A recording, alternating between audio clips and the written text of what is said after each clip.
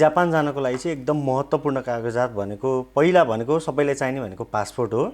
त्यसपछि एकाडेमिक डकुमेन्टहरू चाहिन्छ। त्यसपछि ओडाबाट प्रमाणित गरेका डकुमेन्टहरू।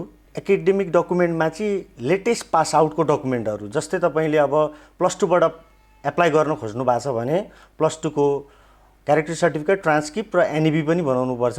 र ब्याचलरबाट तपाईँले एप्लाई गर्न खोज्नुभयो भने ब्याचलर्सको ट्रान्सक्रिप्ट र क्यारेक्टर सर्टिफिकेट चाहिन्छ। कुनै पनि विद्यार्थी विदेश पढ्नको जानको लागि चाहिँ हैन, आफ्नो प्यारेन्ट्सहरूले स्पोन्सरसिप गर्नुपर्छ। त्यसको लागि चाहिँ प्यारेन्ट्सको खातामा चाहिँ वर्षको 22 देखि 24 लाखसम्मको ट्रान्जेक्सन देखायो भने चाहिँ राम्रो। सर्वप्रथम विद्यार्थीले बनाएका कागजात हामीले पनि चेक गर्छौँ, तर विद्यार्थीको आफ्नै डकुमेन्ट विद्यार्थीले नै चेक गर्यो भने एररहरू उनीहरूले पनि रेक्टिफाई गर्न सक्छन्। त्यही भएर विद्यार्थीले चाहिँ पहिला हामीलाई दिनुभन्दा अगाडि डकुमेन्ट चाहिँ राम्रोसँग चेक गरेर मात्र दिनुपर्छ। विद्यार्थीले आफ्नो जापानिज भाषा चाहिँ राम्रोसँग तयारी गरेर जाँदा राम्रो हुन्छ भन्न चाहन्छु।